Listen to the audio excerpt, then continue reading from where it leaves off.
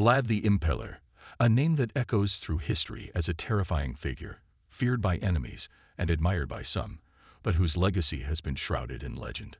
Today, we're diving into the dark, twisted story of one of the most brutal rulers to ever walk the earth. Born in 1431, in the land we now call Romania, Vlad III, also known as Vlad Dracula, would become a man whose name would not only inspire terror, but also a famous vampire legend. But was he a monster, or a misunderstood hero? Let's find out. Vlad was born into a world filled with political intrigue, constant warfare, and shifting allegiances. His father, Vlad II, was a nobleman and a member of the Order of the Dragon, sworn to defend Christianity against the mighty Ottoman Empire. But little did young Vlad know, this allegiance would trap him in a world of betrayal and bloodshed. As a child, Vlad was taken hostage by the Ottomans, held in their court as leverage to keep his father in check. It was here, surrounded by betrayal and violence, that Vlad learned what it truly meant to survive. Years later, when he returned to Wallachia to take his father's throne, he was not the same boy. He was hardened, cold, and ready to do whatever it took to rule. When Vlad ascended to the throne in 1456, his enemies, both foreign and domestic, learned quickly that his idea of leadership was ruthless.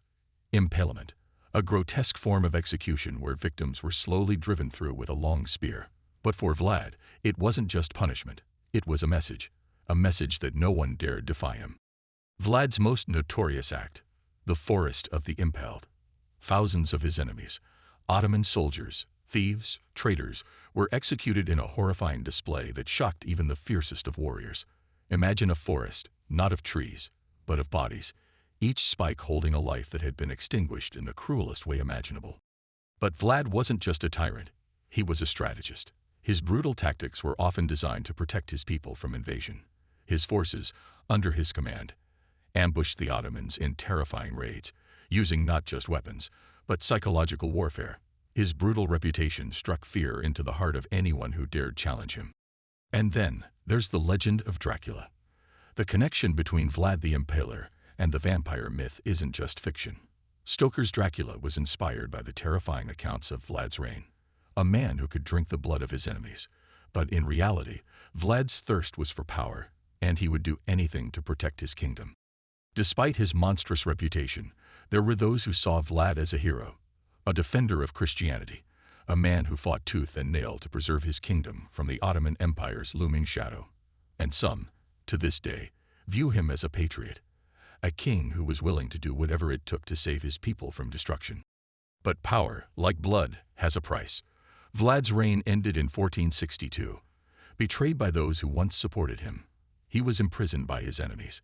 He would briefly return to power, but he died under mysterious circumstances in 1476. Some say in battle, others say by assassination.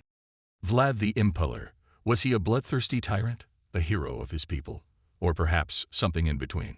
Whatever the truth, one thing is certain, his name will never be forgotten. Thanks for watching. Don't forget to like, subscribe, and comment below. Who do you think Vlad really was? A monster or a misunderstood hero?